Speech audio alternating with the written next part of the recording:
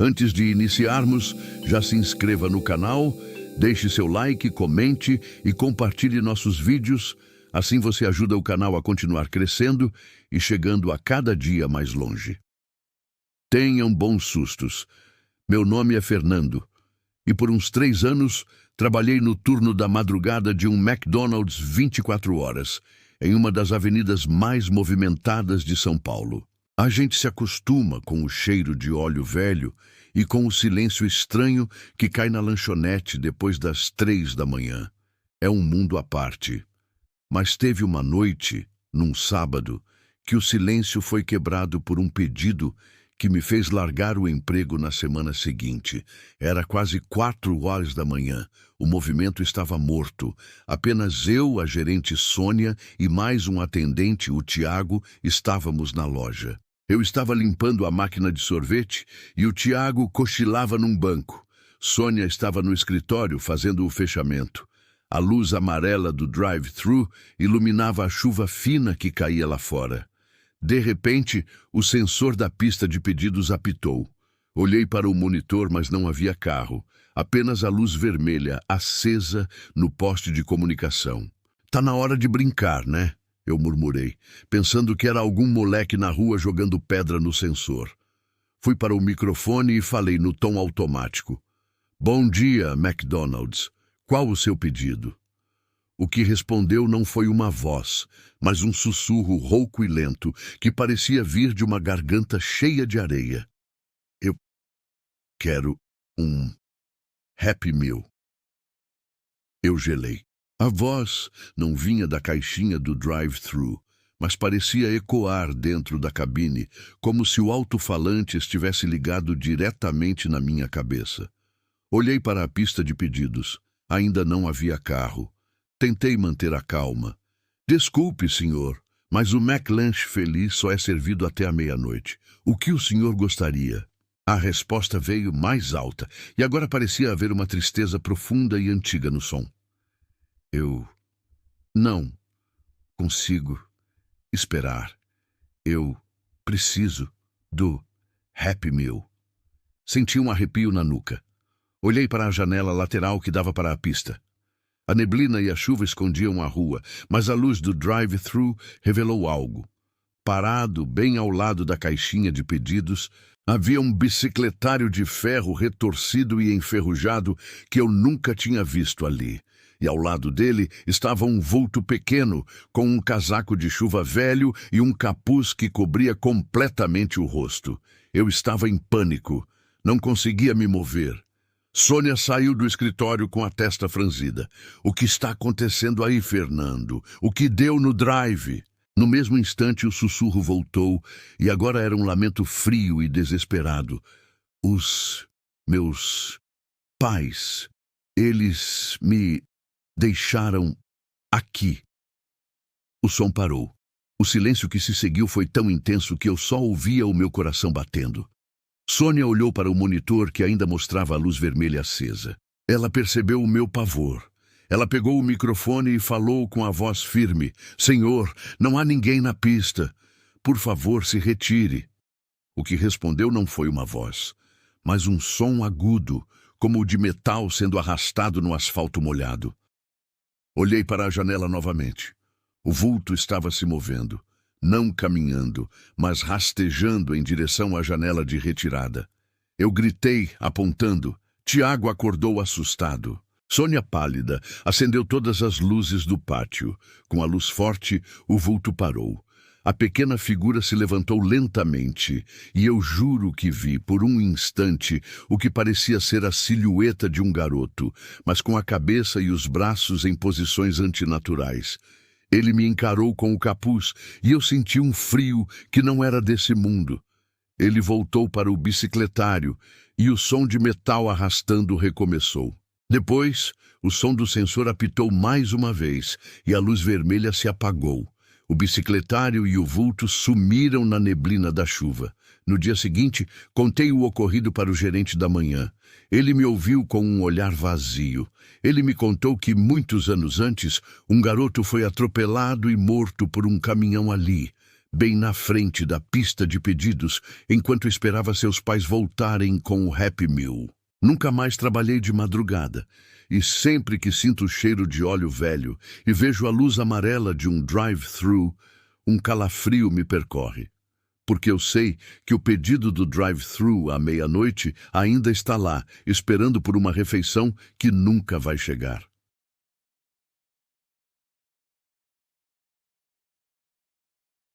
O ar-condicionado daquele McDonald's na beira da rodovia, quase 3 da manhã, tinha um ruído branco irritante, um chiado grave que parecia sugar qualquer som de vida dali. Eu estava voltando de uma viagem longa, esgotado, e parei porque era a única luz acesa num raio de quilômetros. Uma daquelas unidades que ficam abertas 24 horas, mas que àquela hora parecem um set abandonado. O cheiro de óleo velho, batata frita requentada e desinfetante de banheiro se misturava em uma névoa densa. O lugar era grande, mas o vazio o fazia parecer cavernoso. No salão, só eu e uma moça na mesa do canto, mexendo no celular com a luz da tela refletindo nas olheiras. Ela mal piscava. Atrás do balcão, 2 funcionárias com uniformes impecáveis, mas com o rosto cansado. Elas se moviam em câmera lenta, como se a gravidade da madrugada fosse mais pesada ali. A máquina de refrigerante gotejava com uma periodicidade doentia. Eu pedi um lanche no totem. O monitor tátil, manchado de gordura, demorou a responder. E quando finalmente aceitei o pedido, a máquina soltou um recibo longo, fino e quente, que parecia um pergaminho. Fui para o balcão esperar. O som ambiente era quase insuportável. A ventilação pesada, o gotejar da máquina, o leve clique-clique dos dedos da moça no celular e o silêncio mortal das 2 atendentes que trocavam olhares vazios. Então, percebi algo no reflexo escuro da janela de vidro. Não era a rua, mas a parte de trás do restaurante, o labirinto de mesas vazias, refletida contra a luz fraca. Havia uma figura no Play Place. O Play Place, aquela área de recreação infantil fechada por uma cerca, com aqueles tubos coloridos de plástico. Uma área que, mesmo de dia, já tinha um ar de mofo e claustrofobia. No reflexo, vi um homem, alto e magro, vestido com uma calça de moletom cinza e uma camisa de malha velha, suja. Ele estava de pé, imóvel, na entrada do tubo vermelho. Não era um funcionário nem um cliente normal. Ele não se mexia, apenas encarava o salão principal. Mas havia algo errado com o jeito que ele estava parado. O pescoço dele estava inclinado para o lado de uma forma que parecia quebrada. Seus braços longos pendiam estranhamente. Tentei ignorar. Talvez fosse só um morador de rua buscando abrigo, dormindo em pé. Tinha que ser isso. A atendente chamou meu nome em um sussurro arrastado. Pedido 3:18. Peguei meu lanche. O papel estava frio. Enquanto voltava para minha mesa, olhei de novo para o reflexo. O homem ainda estava lá. Só que agora a cabeça dele estava ligeiramente mais para baixo. Não uma inclinação, mas como se estivesse curvando a coluna. E ele não estava mais na entrada do tubo, mas dentro, agachado. Os braços estavam estendidos. Senti um arrepio gélido. Peguei uma batata frita e olhei diretamente para a área do Play Place. Não tinha ninguém lá. A cerca de plástico estava vazia. As redes vazias, os tubos coloridos vazios. Meu coração começou a martelar no peito. Foi o cansaço. Eu estava alucinando. Olhei para o recibo. Pedido T318, 30:18. Voltei a comer tentando me acalmar. O lanche estava com gosto de papelão. Olhei para a moça no canto. Ela parou de mexer no celular e me encarou com os olhos injetados de sangue. Ela não estava me vendo, estava me fitando como um animal acuado. Voltei para o reflexo da janela. O homem estava de novo na entrada do tubo vermelho. Ele estava na posição original, alto, magro, pescoço quebrado. Mas desta vez ele estava inclinado, como se estivesse tentando se espremer para fora do tubo. O movimento era lento, artificial. Ele estava se contorcendo para a abertura, mas a cabeça continuava lá dentro. E então, o que vi me fez engasgar com o refrigerante. No reflexo, o homem se contorceu um pouco mais. O corpo dele começou a se deformar na tentativa de sair. O plástico do tubo parecia apertá-lo, esmagá-lo, mas não impedia. A pele dele, cinzenta e oleosa no reflexo, começou a se esticar demais. E o rosto? O queixo dele apareceu primeiro, esmagado contra o plástico. Então o nariz, os olhos, ele estava sorrindo, não um sorriso humano. Era uma linha reta, larga, de dentes pequenos, afiados e perfeitamente brancos, que se estendia de orelha a orelha. Os lábios não se moviam. A moça na mesa do canto soltou um soluço baixo e rouco. Ela jogou o celular na mesa e apertou os joelhos contra o peito. Eu não conseguia desviar o olhar do reflexo. O sorriso ocupava todo o terço inferior do rosto dele. A figura, ainda dentro do tubo, começou a se arrastar para trás, de volta para o escuro do brinquedo. O sorriso foi a última coisa a desaparecer. Quando ele sumiu, olhei de novo para o Playplace. Vazio. Mas então, notei algo na cerca. O plástico liso e vermelho, na altura da cabeça de uma criança, tinha uma marca. Não era sujeira, era uma mancha úmida e escura, com a textura de gordura animal e sujeira. Eram 5 marcas finas, paralelas, como se alguém tivesse raspado longas unhas sujas no plástico. Eu me levantei, lento. A moça na mesa ao lado estava chorando em silêncio, a testa encostada nos joelhos. As 2 atendentes no balcão pareciam estátuas. Peguei o copo de refrigerante vazio e o recibo, o código do pedido, T318. Virando o recibo na parte de trás, onde era completamente branco e que devia ter sido pressionado contra o balcão sujo ao ser impresso, havia uma mancha. Uma mancha de gordura de batata, só que mais escura, mais velha. E ao redor dela, com uma precisão que só a pressão de um dedo sujo poderia dar, a impressão de uma série de pequenos sulcos. Não eram batatas, eram dentes. O recibo estava apertado na minha mão. Eu o soltei no lixo, senti a gordura fria e velha na minha palma. Saí do McDonald's, o ruído branco do ar-condicionado morrendo atrás de mim. Entrei no carro e dirigi.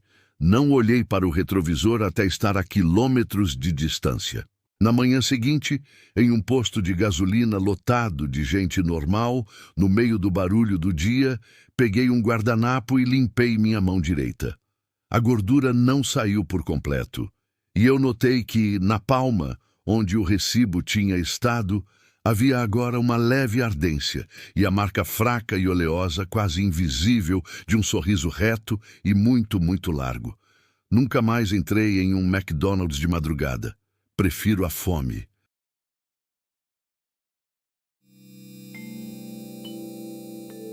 Eu estava voltando do Rio para São Paulo, dirigindo a noite toda para economizar tempo.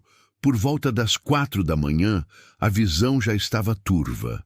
Eu precisava de cafeína e um lugar minimamente iluminado, que não fosse um posto de gasolina decadente. A placa de saída anunciava um McDonald's 24 horas, e eu me joguei na marginal. A unidade ficava isolada, mais próxima de um centro de distribuição do que da cidade. O estacionamento estava vazio, exceto por um K prateado, com o vidro embaçado e um cheiro fraco, quase imperceptível, de esgoto no ar úmido. Lá dentro, o contraste era brutal.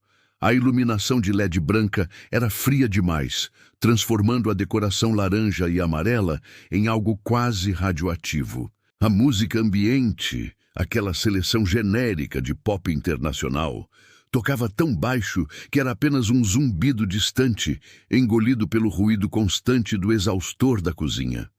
Havia só uma pessoa na fila do totem. Um homem alto, de terno amassado, olhando fixamente para a tela. Ele parecia ter dormido com a roupa. Fui para o totem ao lado. Enquanto eu passava meu cartão, notei um detalhe no chão. A cerâmica clara, apesar de limpa, estava rachada perto da entrada do banheiro. Não era uma rachadura simples, parecia um mapa irregular, escuro e profundo, como se algo pesado tivesse caído ali há muito tempo. No balcão, apenas um funcionário, um rapaz magro de óculos com uma touca de rede. Ele tinha a expressão de quem não dormia há dias. Ele me olhou, mas não sorriu, nem deu as boas-vindas protocolares. Apenas assentiu e voltou a encarar o chão. O silêncio era o que mais me incomodava. Era um silêncio que não combinava com fast food. Não havia o chiar da chapa, o tilintar do gelo ou o barulho de caixas. Apenas o zumbido do ar e a respiração pesada do homem de terno na minha frente. Ele pegou o pedido dele e foi sentar. Eu esperei. O funcionário pegou meu lanche de uma prateleira térmica, mas fez algo estranho. Ele olhou para o meu pedido, olhou para a embalagem e então pegou a embalagem e a virou na mão. Inspecionou o lado de baixo do papel, como se procurasse por uma assinatura invisível. Ele fez isso por uns bons 10 segundos, antes de deslizar o lanche para mim. Obrigado, eu disse, quebrando o silêncio. Ele não respondeu. Apenas continuou olhando para a prateleira térmica vazia. Fui para uma das mesas mais distantes, perto da parede de vidro que dava para a área do drive-thru. O vidro refletia a luz branca e era difícil enxergar a rua. O homem de terno estava na minha diagonal. Ele abriu a caixa do lanche e ficou olhando para o conteúdo.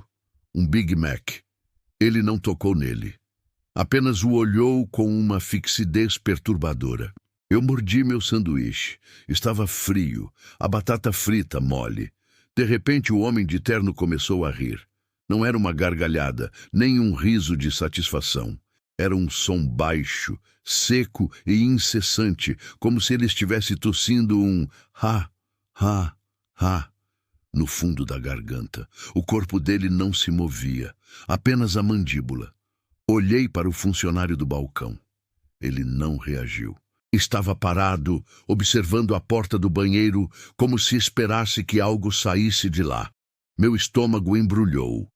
Peguei o copo de refrigerante e bebi um gole de Coca-Cola. A água com gás parecia gelada demais, quase ardida. O homem parou de rir abruptamente e pegou o lanche.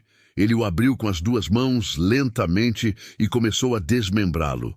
Tirou a tampa superior, jogou-a de lado. Depois, tirou a folha de alface e esmagou-a com os dedos, como se estivesse amassando uma folha de papel. Ele não comeu. Apenas ficou olhando para as camadas expostas, o molho especial, a carne, o queijo. Eu voltei a olhar para a minha mesa. O reflexo na parede de vidro agora estava mais nítido. E foi aí que o vi. Ele estava de pé, bem atrás de mim, a uma distância de 1 passo. Um reflexo fantasma, pois quando virei o pescoço não havia nada. Era um homem de uns 50 anos, careca, com um rosto inchado e pálido. Ele vestia algo que parecia ser um moletom azul marinho. Mas não foi a aparência dele que me paralisou. Foi o sorriso. No reflexo, o homem estava sorrindo para mim, um sorriso que chegava até os olhos, que eram pequenos e escuros. Mas o sorriso era de uma sinceridade vazia, como o sorriso que você dá para uma câmera quando não quer sorrir. Era forçado e estranhamente amplo. Eu prendi a respiração e olhei para o homem de terno. Ele tinha parado de mexer no lanche. Ele estava olhando para a minha direção, mas não para mim. Ele olhava para o espaço vazio logo atrás da minha cabeça. E ele sorriu. O mesmo sorriso. Largo, forçado, frio. Um calafrio subiu pela minha espinha. Era como se o sorriso fosse contagioso, uma doença se espalhando no silêncio da madrugada. Olhei para o funcionário do balcão. Ele finalmente se moveu, girou o corpo lentamente e olhou para mim.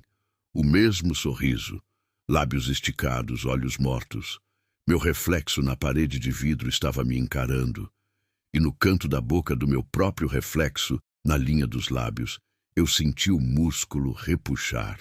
Forçado, automático, eu estava prestes a sorrir. Joguei tudo na mesa, lanche, copo, guardanapos e corri. Não para a saída principal, mas para o drive-thru. Foi instinto. Pulei o parapeito de plástico e corri para o carro sem olhar para trás, sem pensar no homem de terno, no funcionário ou naquele reflexo. Entrei no carro e acelerei. A única coisa que eu conseguia pensar era em tirar o carro do raio daquela luz branca. Dirigi por uns 15 minutos até a próxima cidade. Parei em um posto de beira de estrada movimentado, sob as luzes de sódio que me pareciam douradas e confortáveis. No banheiro do posto, olhando para o espelho rachado, eu procurei por qualquer coisa. Um arranhão, sujeira, a marca daquele homem. Nada. Mas ao lavar o rosto, no silêncio da cabine, eu notei. Meus lábios estavam secos, tensos, e doía. Doía o músculo da bochecha, como se eu tivesse ficado sorrindo por tempo demais, com uma força absurda. Voltei para o carro e peguei a estrada de dia. Nunca mais senti fome de madrugada. E até hoje, quando passo por um McDonald's aberto 24 horas, eu me recuso a olhar para qualquer superfície refletora. O medo não é do homem que eu vi, mas do meu próprio rosto, de repente esticado, infectado, com aquele sorriso largo e vazio. O sorriso do McDonald's de beira de estrada, e que, tenho certeza, ainda está esperando por mais alguém para infectar na calada da noite.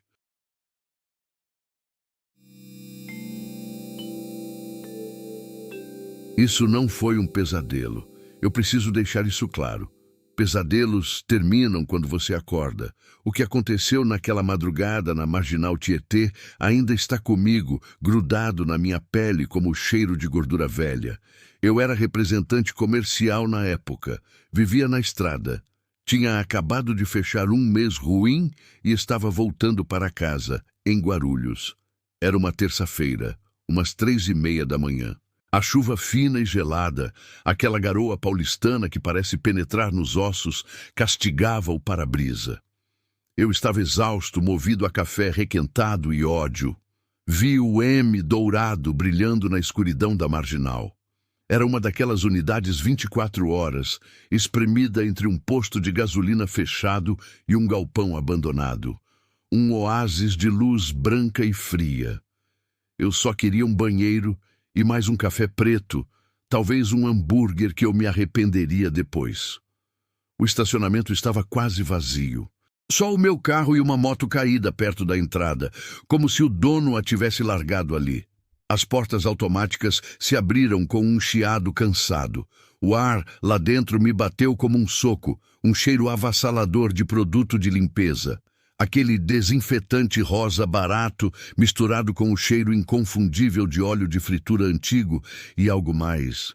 Algo doce e metálico, como carne crua deixada ao relento.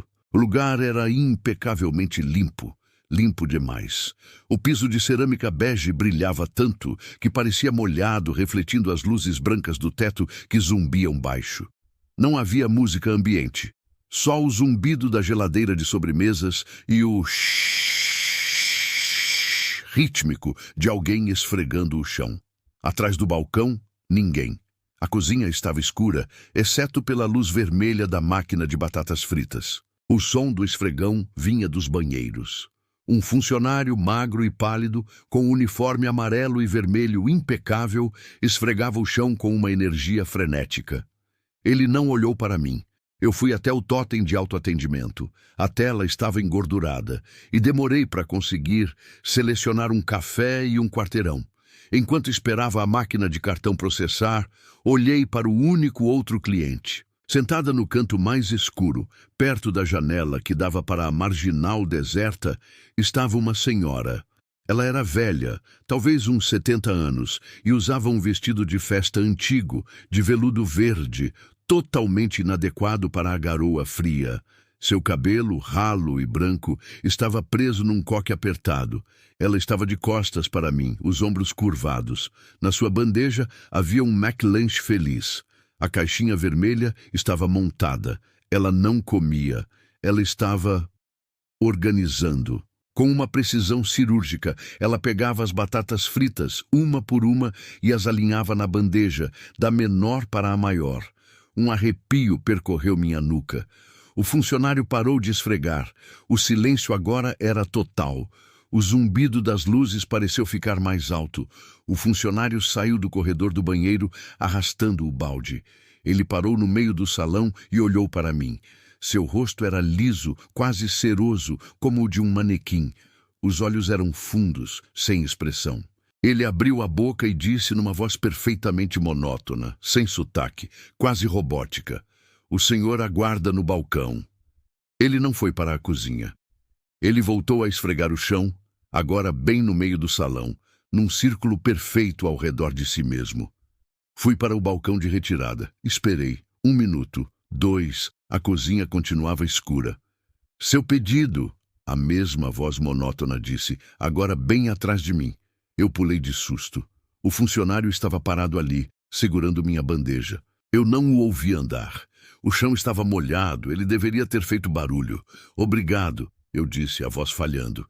Ele inclinou a cabeça, um movimento curto e seco como um pássaro. E então ele sorriu. Foi a coisa mais horrível que eu já vi. Não era um sorriso humano. Os lábios se repuxaram para trás, mas os dentes eram dentes demais. Eram muito pequenos, afiados como agulhas, e pareciam todos iguais, como dentes de um peixe. Eram de um branco leitoso, quase azulado sob a luz fria. O sorriso ficou ali por 1 segundo e então desapareceu. Ele se virou e voltou a esfregar o chão.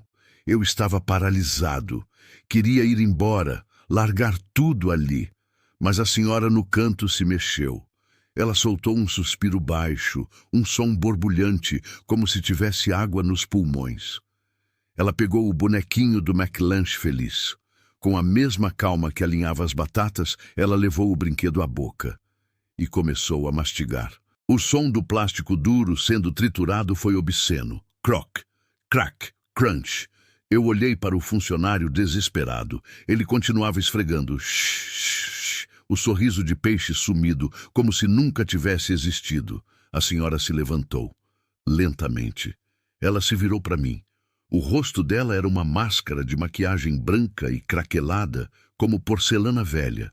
Os olhos eram 2 cavidades escuras e vazias. E a boca? A boca dela estava costurada. Não era uma cicatriz. Eram pontos reais, pretos e grossos, fechando os lábios de ponta a ponta, com um nó apertado em cada canto. E, no entanto, eu a tinha ouvido suspirar. Eu a tinha ouvido mastigar. O sangue sumiu do meu rosto. Minhas pernas travaram. Abaixo dos pontos, no queixo, um líquido escuro e oleoso começou a escorrer, pingando no veludo verde do vestido. Era o plástico do brinquedo, mastigado, misturado com algo que parecia ketchup velho. Ela deu um passo na minha direção. O funcionário parou de esfregar. Ambos, em perfeita sincronia, viraram a cabeça e olharam para mim. O funcionário com seu rosto de cera. A senhora, com seus olhos vazios e a boca costurada. Eu soltei a bandeja. O café e o hambúrguer se espalharam pelo chão impecavelmente limpo. O barulho foi ensurdecedor. Não quebrou o transe deles. O funcionário levantou o esfregão. O que eu achava ser um desinfetante rosa, não era. A água no balde era espessa, escura e cheia de espuma. O cheiro metálico de carne crua e amônia inundou o lugar. Ele mergulhou o esfregão e o trouxe para cima. Pendurado nas fibras do esfregão, não estava sujo de terra. Estava cheio de tufos de cabelo loiro e pedaços do que parecia ser a caixinha vermelha do McLanche feliz, desmanchada em polpa. A senhora deu outro passo. O funcionário deu outro passo. Eu corri. Eu bati na porta de vidro com tanta força que meu ombro estalou. Corri para o carro na chuva, minhas mãos tremendo tanto que mal consegui girar a chave. O motor rugiu. Quando olhei pelo retrovisor, os dois estavam parados na porta de vidro, lado a lado. Eles não estavam tentando me seguir, estavam apenas observando. O funcionário levantou a mão, lentamente, e acenou. A senhora levantou a dela. E então, através dos pontos grossos que fechavam sua boca, ela sorriu. A pele se repuxou. Os fios de linha esticaram e, por um segundo, eu vi os mesmos dentes brancos, leitosos e pontiagudos do funcionário. Eu dirigi pela marginal a 140 por hora, tremendo tanto que mal conseguia segurar o volante. Eu não parei até o sol nascer, quando o cheiro de café de padaria e pão quente substituiu o cheiro de desinfetante e sangue velho. Eu nunca mais comi em um McDonald's. E às vezes, quando estou sozinho à noite e vejo aquela luz branca e fria de um fast food 24 horas, eu sinto o cheiro de limpeza e carne crua. E eu vejo aqueles dentes.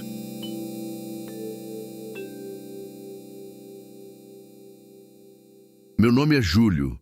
Isso aconteceu quando eu tinha uns 19 anos, trabalhando no turno da madrugada de um McDonald's em Curitiba. Não era um daqueles 24 horas chiques de avenida. Era um de bairro, que fechava às 23 horas.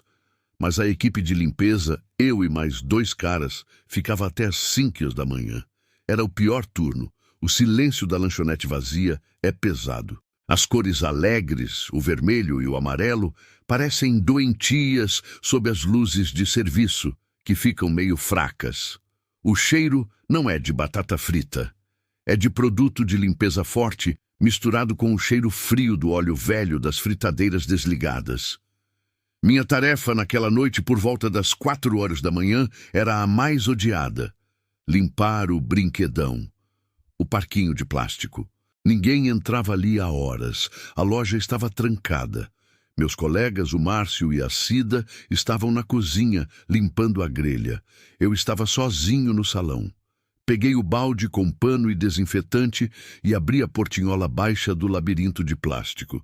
A primeira coisa que bate em você é o ar viciado lá dentro. Um cheiro de meia suja, plástico aquecido e o perfume adocicado e enjoativo de algum suco que derramaram semanas atrás. Comecei a rastejar pelos tubos. É um trabalho claustrofóbico. Você está de 4, seu mundo é só o círculo de luz da sua lanterna de cabeça.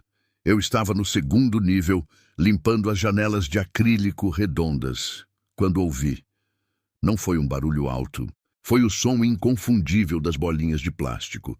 A piscina de bolinhas ficava lá embaixo, no térreo. O som foi sutil. Clac, clac, clac, como se alguém tivesse pisado devagar, tentando não fazer barulho. Meu sangue congelou. Márcio!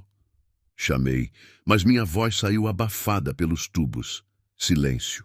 Continuei parado, de 4, no meio de um tubo amarelo. O único som era o zumbido distante da geladeira de bebidas lá no salão. Então ouvi de novo. Clac, clac, clac, clac. Dessa vez não foi um passo. Foi o som de alguém se mexendo lá dentro, se ajeitando na piscina de bolinhas. Eu estava aterrorizado. Eu era o único ali. Para sair, eu tinha 2 opções: rastejar todo o caminho de volta, passando por cima da ponte de rede, ou descer pelo escorregador em espiral, que caía exatamente dentro da piscina de bolinhas. O pânico me fez escolher o caminho de volta. Comecei a rastejar para trás, rápido, meus joelhos batendo no plástico duro. Foi quando eu senti uma mudança no ar dentro do tubo. O cheiro de suco derramado e meia suja sumiu, substituído por um odor metálico, como o de ferro ou cobre. Um cheiro de sangue velho. Eu parei. Virei minha cabeça. A luz da minha lanterna iluminou o tubo à minha frente. Na junção, onde o tubo vermelho encontrava o amarelo, algo estava agachado. Não era uma criança. Era muito pálido. A pele parecia úmida e cinzenta sob a luz da lanterna. Estava encolhido, de costas para mim, e parecia magro, magro demais. Os braços longos e finos abraçavam os joelhos. Ei! Consegui sussurrar. Ele não se moveu, mas a cabeça dele começou a virar. Ela virou devagar, com um movimento que não parecia natural, como se o pescoço estivesse quebrado. Minha cabeça virou completamente 180 graus, até que o rosto ficasse de frente para mim, embora o corpo ainda estivesse de costas. Não tinha olhos. Onde deveriam estar os olhos, havia apenas cavidades escuras e fundas. Mas o pior era a boca. Ela estava aberta em um O perfeito, como o de uma boneca inflável, mas sem lábios, apenas a gengiva pálida e dentes pequenos e pontiagudos. Eu não gritei, eu não conseguia respirar. Aquela coisa abriu os braços finos e começou a rastejar em minha direção, usando as juntas dos dedos para se puxar pelo tubo. Não fazia barulho, exceto pelo som úmido de sua pele se arrastando no plástico. Eu me joguei para trás, batendo a cabeça na parede do tubo, rastejando de costas, desesperado. A luz da minha lanterna tremia, iluminando aquele rosto virado que se aproximava. Caí de costas para fora da portinhola de entrada, batendo as costas no chão emborrachado do salão. Escutei a voz distante de Márcio gritando: "Júlio, quebrou alguma coisa aí?" Eu me arrastei para longe do brinquedo, os olhos fixos na entrada escura. Não saiu nada. Márcio apareceu na porta da cozinha com um rodo na mão. "Cara, cê tá branco. O que foi?" Eu só consegui apontar para o brinquedão. Ele olhou, deu de ombros e se aproximou. "Caiu lá de dentro?" Eu assenti, ainda sem ar. "Deixa eu pegar tua lanterna", disse ele, se inclinando para pegar a lanterna de cabeça que tinha caído no chão. Quando ele a pegou, ele parou. Ele iluminou o chão onde eu estava. "Júlio", ele disse, a voz subitamente baixa, "onde você se sujou desse jeito?" Olhei para o chão. Onde eu tinha me arrastado, havia uma trilha úmida. E nas minhas mãos e joelhos, onde eu tinha rastejado para trás, havia uma substância escura, quase preta, pegajosa e com um cheiro forte de ferro. Não era graxa, era sangue coagulado. E não era meu.